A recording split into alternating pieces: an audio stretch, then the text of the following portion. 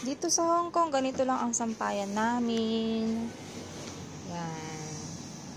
Sa labas ng bintana. Tapos meron lang tayong grills. At tignan nyo naman, napakataas niyan. Kaya dapat be careful para hindi mahulog kasi mahirap kumuha doon sa baba. Kailangan mo pang makipag-coordinate sa mga guard, may uutusan pa sila para kumuha ng sampay mo sa bubungan doon sa baba. Kaya ingat-ingat. Kaya pag winter dito, Diyos ko, pahirapan magpatuyo. Magpatuyo ng mga damit kasi malamig. Tapos konti lang yung space na pagsasampayan mo. Kaya discarding malupit, kailangan may dryer tsaka humidifier kayo para madaling matuyo ang inyong mga sampay. Tapos yung iba ganito yung sampayan nila.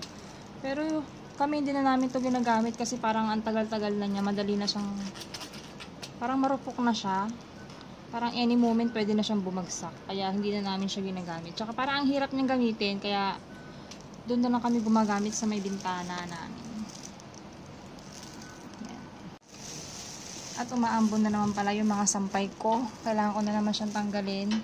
Yun, isa pa yun sa mahirap. Pag may sampay ka, tanggal. Pag may sampay ka dyan sa labas, tapos umuulan, kailangan mo siyang ipasok sa loob kasi mababasa siya as in.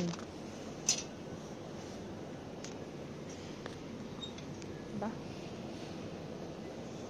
Diba itong panahon na to, ulan ng ulan kasi. Muna tayo mga ating sampay.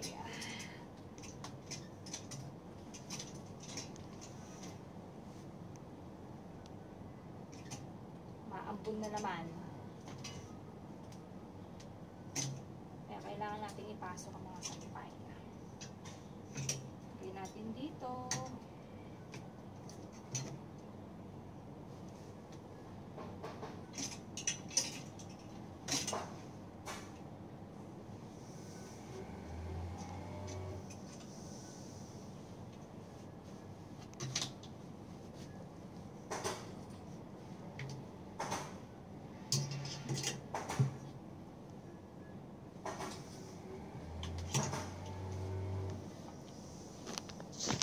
Diba? Improvise sampayan. All in one. Bintana na, may sampayan ka pa. Tapos tignan nyo naman, oh. Bigla namang umaraw. So, ilalabas ko na naman yung sampay ko. Kaloka. Ilabas na naman natin.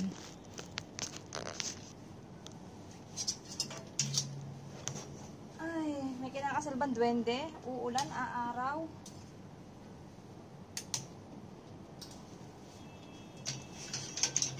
Nakakapagod kaya? Labas-pasok.